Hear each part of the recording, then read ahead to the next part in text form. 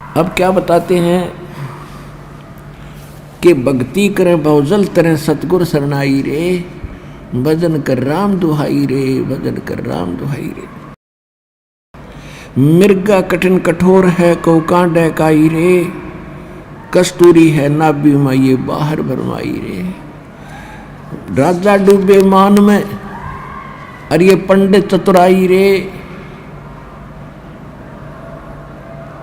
और ज्ञान गली में बंक है तन धूल मिलाई रे।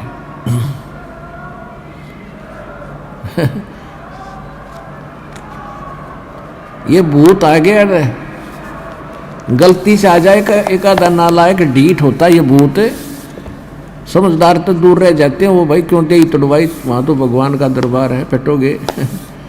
ये एक आधा मूर्ख आ जाए पिटाए पिट, आदत होएगा दी पट्टन की परमात्मा से, तो इनको सूक्ष्म मार पड़ती है भगवान की वाणी से, इसलिए चिल्ला रहे हैं काल के पीड़ित।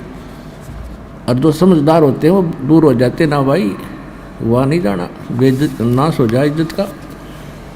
और परमात्मा देखो ये प्रेत क्यों बने, ये कौन थे प्रेत पितर जो भी बने हैं, ये आप ही हम जैसे इंसान थे।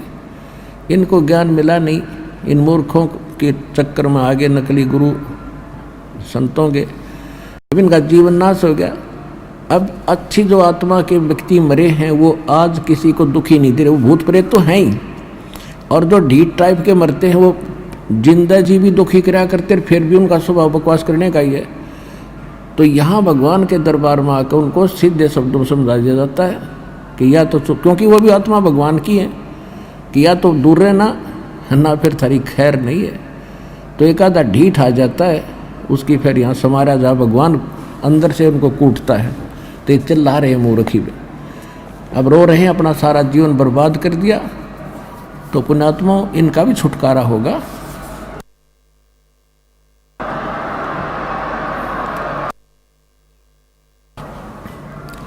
अब इनका भी उद्धार होगा, क्योंकि भगवान की वाणी तो सब पे असर करेगी।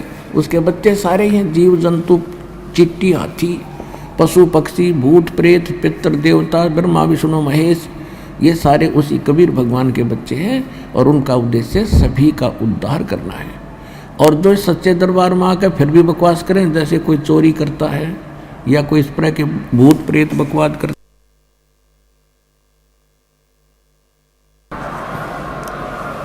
तो उनको भयंकर यातना मिलेगी फिर भगवान के दरबार में, और इस जीवन में उनको बहुत कष्ट उठाना पड़ेगा। तो इसलिए अब ध्यान से सत्संग सुनो। अब क्या कहते हैं, राजा डूबे मान में पंडित चतुराई रे, और ज्ञान गली में बंक है तन दूर मिलाई रे। राजा को यानी थोड़ी सी पोस्ट किसी के पास प्राप्त है, सुख का सांस है, टाइम पर टूक मिल रहा है, कोठी कार है, और शाम ने गुट्टी लाने की माया फालतू मिल जाती है।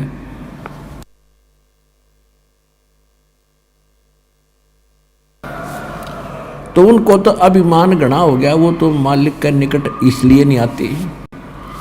और पंडित जो गुरु पद पर विद्यमान है, उनमें चतुरता गणी आ गई, उनका स्वार्थ हो गया दुनिया को ठग के मूर्ख बनाकर अपने पीछे लगाने का।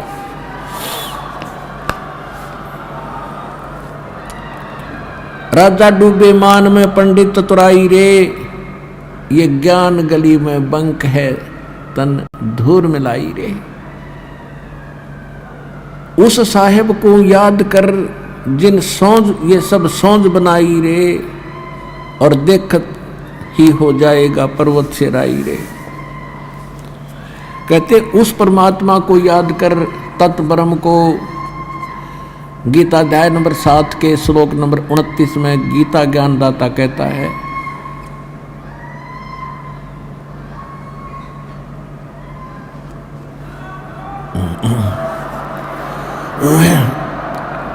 गीता ज्ञानदाता कहता है कि तत्व ज्ञान के प्राप्ति के उपरांत, तत्व दसी संत की प्राप्ति के उपरांत उनको ये ज्ञान हो जाता है कि उस परमात्मा की भक्ति करनी चाहिए। तत्ब्रह्म कहते वो प्राणी केवल जो जरा और मरण से छूटने के लिए प्रयत्न कर रहे हैं। जरा माने बुढ़ापा, वृद्धावस्था का कहर, और मरण मृत्यु।